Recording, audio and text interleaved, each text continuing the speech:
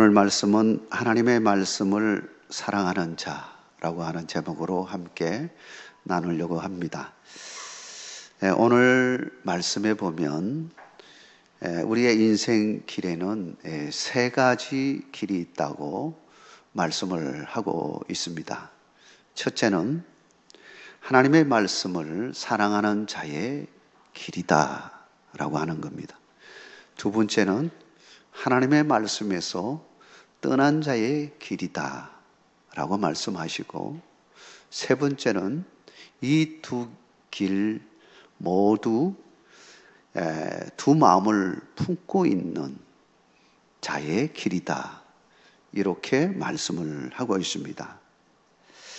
여러분은 지금 이 세 길 가운데 어느 길을 가고 있다고 생각을 하십니까? 바른 길, 축복의 길로 가고 있다고 생각을 하십니까? 아니면 내가 잘못된 길로 가고 있지는 않는가, 그런 생각을 하고 있는지는 모르겠습니다.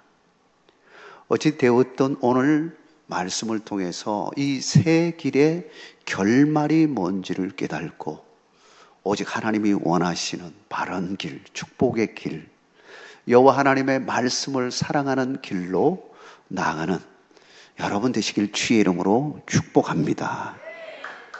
첫째는 하나님의 말씀을 사랑하는 자의 길입니다. 이 길의 결말은 축복이라고 하는 것을 오늘 말씀하고 있죠. 113절과 114절 말씀입니다. 내가 두 마음 품는 자들을 미워하고 주의 법을 사랑하나이다. 주는 나의 은신처요 방패시라. 내가 주의 말씀을 바라나이다. 주의 법을 사랑하나이다. 주의 법을 사랑하는 사람의 길을 이야기하고 있습니다. 이 첫 번째 사람은 주의 법, 다시 말하면 하나님 말씀을 사랑하는 자이다 라고 하는 것이죠. 사실 시편 기자는 시편 119편을 쓰면서 가장 길게 저를 이렇게 쓸 수밖에 없게 되었습니다. 왜냐하면 쓰다 보니까 이렇게 길어진 거죠. 물론 이것을 요약할 수도 있지만 길게 할 필요가 있었다는 것을 보게 되어줍니다. 왜 길게 썼을까요? 그리고 뭘 말하려고 그러는 걸까요? 하나님의 말씀을 사랑하는 자가 되라고 말하고 싶어 하는 겁니다. 여러분, 하나님의 말씀을 사랑하는 자가 되기를 주의 이름으로 축복합니다. 무엇보다 시편 기자는 우리가 사랑해야 할 이유가 뭔지를 말하고 있습니다. 하나님의 말씀의 근위와 능력이 얼마나 대단한지를 말씀하고 있는 것이죠. 그러다 보니까 체험한 그 신앙의 말씀과 동행하는 삶을 살면서 체험한 그 받은 은혜를 기록하기에 되어줍니다. 그러다 보니까 좀 길어지기 시작했습니다. 여러분, 시편 이 119편을 한번 읽어보십시오. 하나님의 말씀을 이야기하는데도 딱 한 단어로 표현하지 않습니다. 여러 모양의 말씀으로 표현하고 있습니다. 주의 법이라고 말하기도 하고, 주의 말씀이라고 말하기도 하고, 하나님의 계명, 주의 율례, 주의 정거들, 주의 심판, 이런 다양한 표현들을 통해서 하나님의 말씀에 대해서 쭉 이야기를 하고 있습니다. 주의 말씀은 하나님의 말씀으로서 반드시 지켜야 할 계명이고 율례라고 하는 사실을 말씀하고 있는 것입니다. 사랑하는 성도 여러분, 하나님의 말씀은 우리가 꼭 지켜야 할 말씀이라고 하는 사실을 기억하시기를 바랍니다. 하나님의 말씀 그대로 살면 하나님께서 반드시 복을 주신다고 약속하셨고, 그 약속하신 대로 책임지고 하나님께서는 역사하시는 것입니다. 하나님의 권위라고 하는 것은 무엇을 보고 우리가 하나님의 권위를 알 수 있을까요? 단순히 하나님께서 말씀하셨다라고 선포하는 것이기 때문에 그 권위를 인정하는 것입니까? 물론 인정하는 겁니다. 근데 만약에 하나님께서 말씀하신 것이 그대로 이루어지지 않는다면 그 다음부터는 여러분 어떻게 여기겠습니까? 하나님 말씀 벨로네? 라고 이야기하지 않겠습니까? 예를 들면 하나님께서 메시아를 보내주겠다고 약속하셨습니다. 앞으로 어느 정도 먼 시간 동안에 이것이 이루어질지 분명히 모르지만 분명하게 하나님께서는 하나님의 때에 보내실 것이라고 분명하게 약속해 주셨습니다. 그런데 그 약속대로 이루어지지 않았다면 우리는 하나님을 어떻게 생각하겠습니까? 그러나 반대로 하나님께서 말씀하신 대로 그대로 이루어졌다라고 한다면 여러분은 어떻게 하시겠습니까? 믿지 않겠습니까? 예수 그리스도를 보내주시겠다고 약속하셨습니다. 이 땅에 분명하게 그분은 오셨습니다. 그렇다면 그분께서 하신 말씀의 권위를 여러분 어떻게 받아들이겠습니까? 우리 하나님께서는 분명하게 말씀에 대한 권위를 분명하게 보여주셨습니다. 그렇기 때문에 우리는 그 말씀을 믿고 따르게 되어지는 것입니다. 여러분 말씀을 확실히 믿고 그 말씀대로 따라 사는 여러분 되시길 주의 이름으로 축복합니다. 무슨 약속을 하셨을까요? 오늘 본문의 말씀뿐만 아니라 시편 119편에 그 많은 긴장 가운데 하신 약속의 말씀이 다 기록이 되어 있습니다. 그런데 시편 119편은 약속하신 말씀만을 선포하는 것이 아닙니다. 사실은 그 말씀을 붙들고 산 시편 기자가 이렇게 살아보니 정말로 하나님께서 그대로 이루셨다는 사실을 처음하고서 체험한 내용을 신앙으로 고백하고 있는 것입니다. 여러분 이것이 놀라운 겁니다. 처음에는 그냥 말씀 따라 살아라 하는 그 말씀을 가지고 살게 되어집니다. 그런데 정말로 살아보니까 그대로 이루어지는 거예요. 만약에 반대로 그걸 믿고 따랐는데 이루어지지 않았다면 여러분 그러면 그 다음부터는 어떻게 하겠습니까? 그런데 하나님은 살아계셔서 지금도 역사하시고 약속하신 말씀을 그대로 이루시는 분임을 믿으시기 바랍니다. 뭐라고 말씀하셨습니까? 오늘 114절에 보니까 이렇게 말합니다. 주는 나의 은신처요 방패시라 내가 주의 말씀을 바라나이다. 우리의 인생에 삶 속에서 참으로 많은 일들을 경험합니다. 우리 인생에 폭풍우 같은 그런 많은 어려움들도 찾아오지 않습니까? 근데 그 폭풍우가 온다 할지라도 피난처가 있다면 우리는 별 걱정할 게 없는 겁니다. 아무리 폭풍우가 치고 어려우며 전쟁이 일어났다 할지라도 방패가 튼튼해서 그걸 다 물리칠 수 있다면 우리는 별로 전쟁도 무서워하지 않을 겁니다. 하나님이 우리를 보호해 주시고 우리의 피난처가 되신다는 사실을 여러분 기억하시기 바랍니다. 하나님을 사랑하고 하나님을 믿고 사는 사람에게는 하나님이 우리의 피난처가 되어주시고 우리의 방패가 되어주시는 것입니다. 이런 은혜가 함께하기를 주의 이름으로 축복합니다. 시편 기자는 104절에서 이렇게 말합니다. 주의 법도들로 말미암아 내가 명철하게 되었으므로 모든 거짓 행위를 미워하나이다. 주의 말씀을 사랑하고 그 말씀을 따랐더니 무엇이 생겼느냐? 명철함이 생겼다는 거예요. 여러분 이 세상 살아가는데 명철함이 필요합니다. 세상은 너무 어둡습니다. 빛이라고 하지만 사실은 가보면 빛이 아니라 어둠이 너무 많습니다. 우리를 암흑천지로 집어넣는 것 같습니다. 앞이 잘 안 보입니다.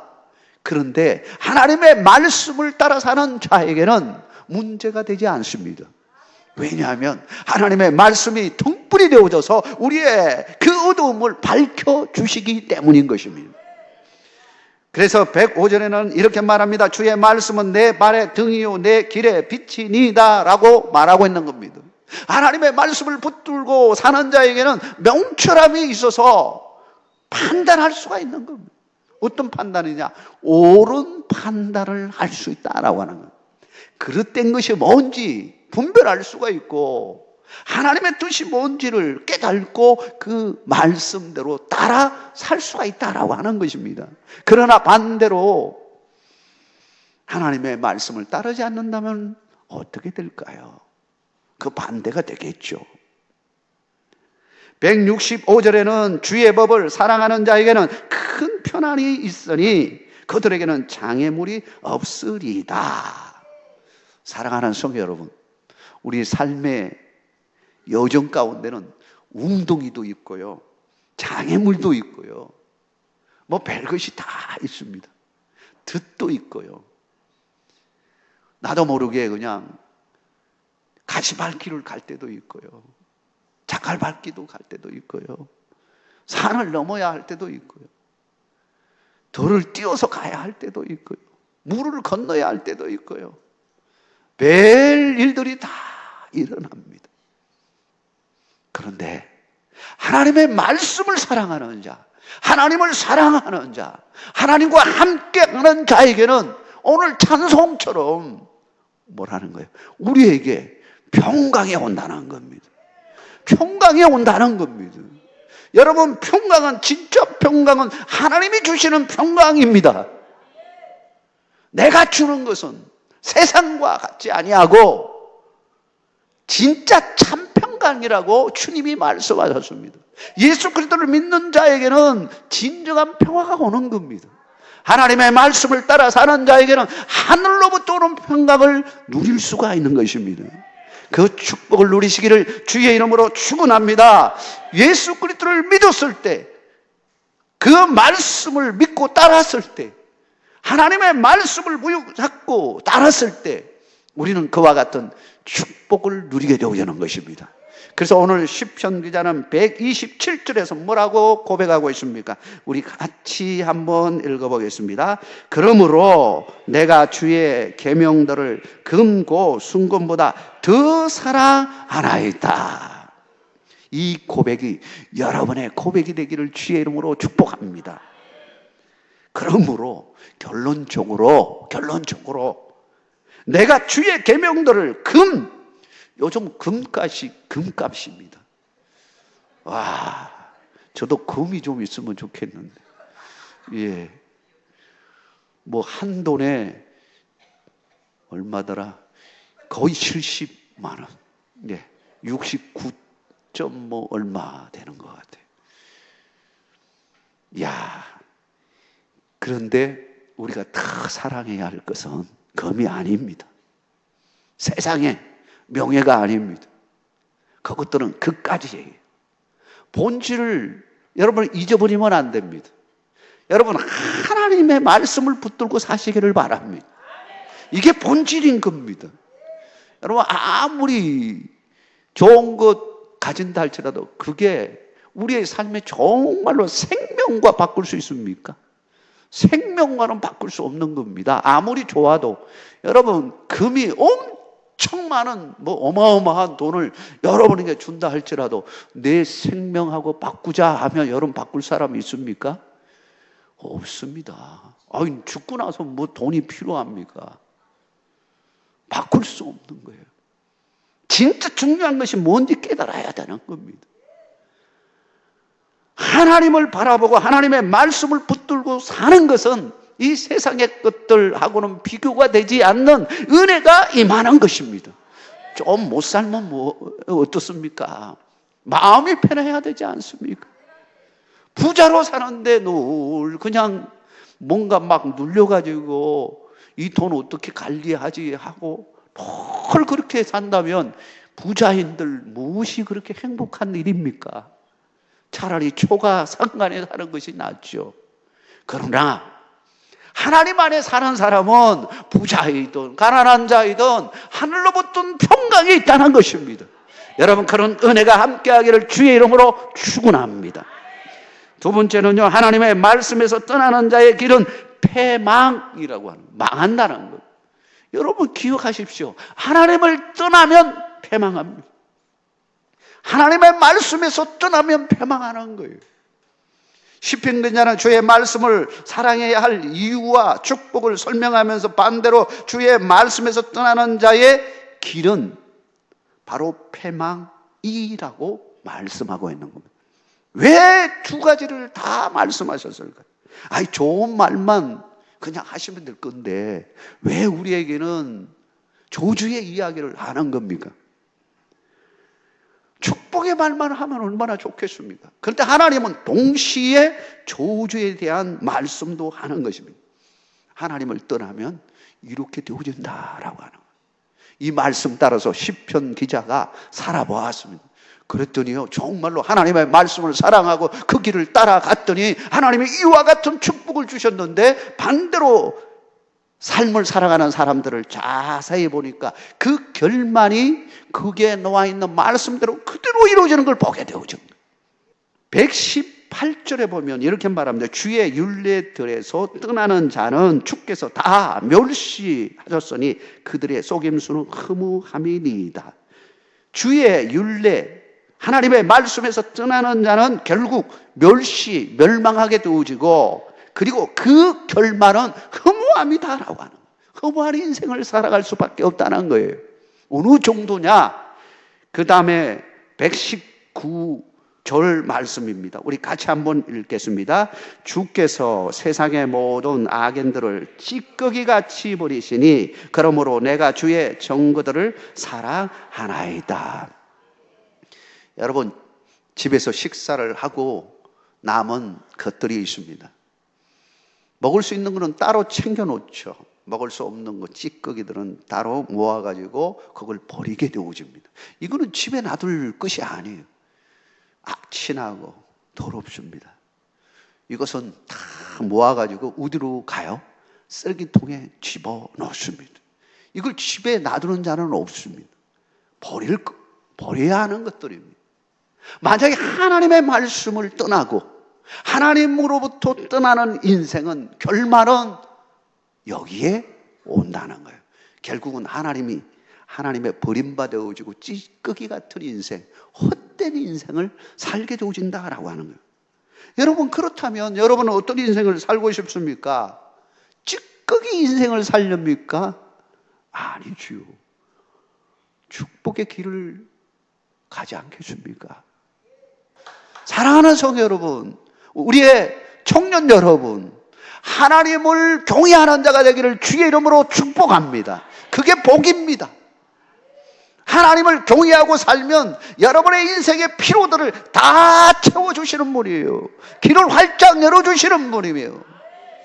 그 하나님을 붙들고 사시기를 주의 이름으로 축원합니다.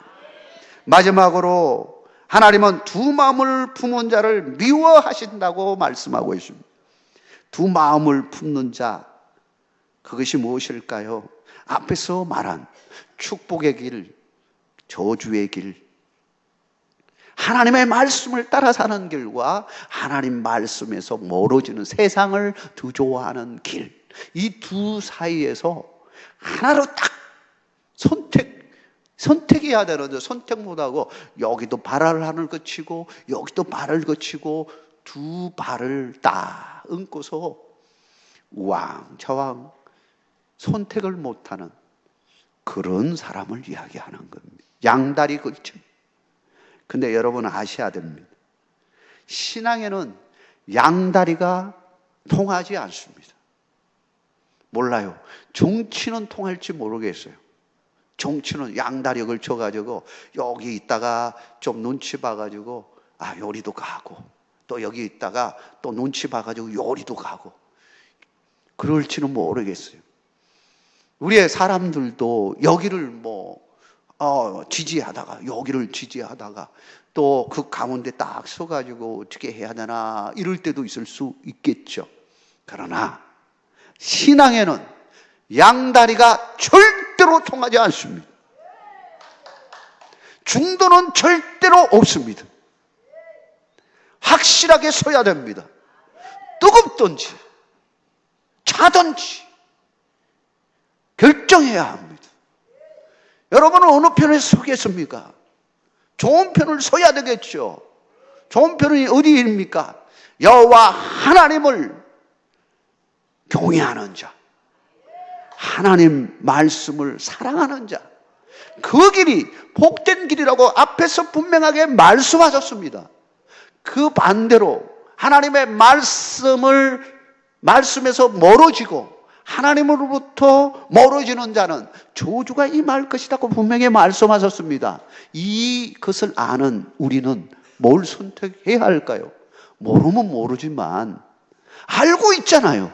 미리 말씀해 주셨잖아요. 분명하게 그렇게 되는 것을 그 모든 성경의 말씀을 따라 산 사람들의 이야기 속에서 우리는 이미 보았잖아요. 그렇다면 우리는 뭘 선택해야 될까요? 좋은 편, 정말 좋은 편. 그게 뭘까요? 하나님의 말씀을 사랑하는 자의 길을 걸어야 되는 것입니다. 사랑하는 성도 여러분, 여러분은 하나님을 사랑하는 길을, 그 길을 주의 이름으로 축원합니다. 이스라엘 백성들이 5년간의 가나안 땅을 정복을 다 마치고 여호수아가 이제 마지막으로 설교를 하기 위해서 세겜으로 다 모았습니다. 이 세겜은 축복의 산, 그리고 또 저주의 산 있는 거기에 세겜이라고 하는 지역에 있죠. 그래서 다 알고 있어요. 축복, 저주, 이게 다 이게 뭔가를 다 알고 있는 그 장소에 쫙 모아놓고 마지막 설교를 합니다. 뭐라고 설교하는지 아세요? 여호수아 24장 15절에 이렇게 말합니다. 만일 여호와를 섬기는 것이 너에게 좋지 않게 보이거든 너희 조상들이 강 저쪽에서 섬기던 신들이든지 또는 너희가 거주하는 땅에 있는 아무리 족속의 신들이든지 너희가 섬길 자를 오늘 택하라. 오직 나와 내 집은 여호와를 섬기겠노라.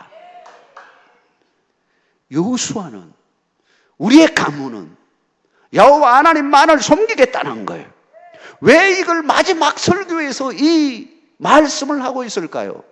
이제 이 말씀 끝나면요 다 흩어져서 자기 고향으로 다 집으로 돌아가야 합니다. 다 흩어져가지고 종국으로 다 흩어져가지고 살게 돼요. 그러면요 그냥 뭉쳐있을 때, 전쟁하겠다고 똘똘 뭉쳐있을 때와는 전혀 다른 패턴을 가지게 되고 느슨해집니다. 그 삶의 자리에서 살다 보면요 장애물도 있고, 그리고 이 유혹의 덫도 있고, 웅덩이도 있고, 별것이 다 있는데 거기서 자기도 모르게 넘어지고, 그러다 보면 세상으로 갈 수도 있고, 이런 상황에 있는 거예요. 그래서 분명하게 말하는 것입니다. 분명하게, 우중증하게 하지 말라는 거예요. 여러분, 신앙은 우중증해서는 안 되는 겁니다. 하나님을 믿었으면 하나님을 끝까지 붙들고 가야 되는 것입니다. 하나님이 말씀하신 그 말씀만을 붙들고 그대로 믿고 따라가야 되는 것입니다. 그래야 하나님께서 약속하신 대로 복을 주시는 겁니다.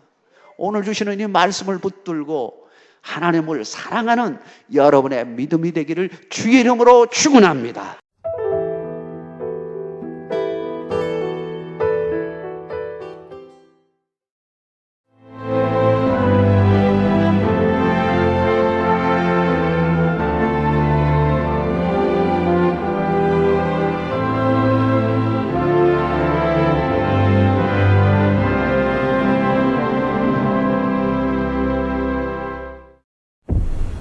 최적의 산업 인프라, 편리한 교통 인프라, 대표 2차전지 클러스터, 미래형 신산업, 해안관광의 중심지, 살기 좋은 정주 환경, 미래를 여는 투자 중심지, 광양만권 경제 자유구역.